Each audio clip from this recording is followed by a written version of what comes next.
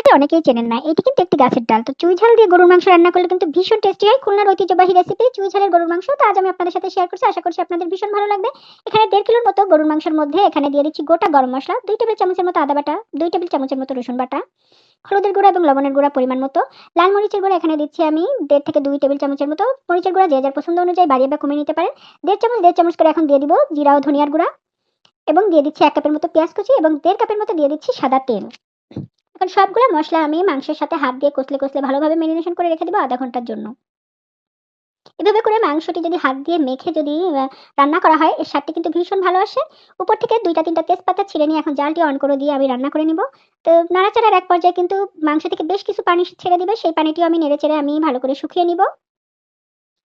মাংসটি ভালোভাবে এটি কষিয়ে কষিয়ে রান্না করতে হবে। যেকোনো খাবারের স্বাদটি কিন্তু দ্বিগুণ হয় ভালো করে কষিয়ে রান্না করার কাছে। আর এভাবে করে যদি আপনারা গরুর মাংস রান্না করেন তাহলে তো কোনো কথাই নাই, এটির স্বাদ হয় অতুলনীয়। তো এক পর্যায়ে পানি শুকিয়ে গেলে 2 কাপের মতো গরম পানি দিয়ে ঢাকনা দিয়ে ঢেকে আমি রান্না করব 15 থেকে 20 মিনিটের মতো। 20 মিনিট পরে আমি এটি ফিরে এসে দেখাচ্ছি কেমন হয়েছে। এটি কিন্তু মিডিয়ামে থেকে লো আঁচে করে রান্না করেছি, এতে করে মাংসটি কিন্তু সিদ্ধ হয়ে যাবে।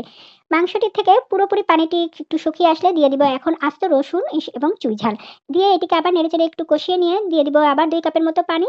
দিয়ে এটিকে ঢাকনা দিয়ে ঢেকে আমি আবার রান্না করে নিব।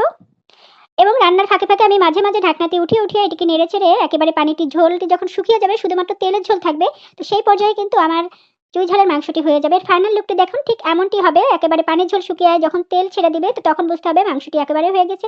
এই ছিল আজকের রেসিপি। ভালো লাগলে অবশ্যই লাইক, কমেন্ট, শেয়ার, সাবস্ক্রাইব করে পাশে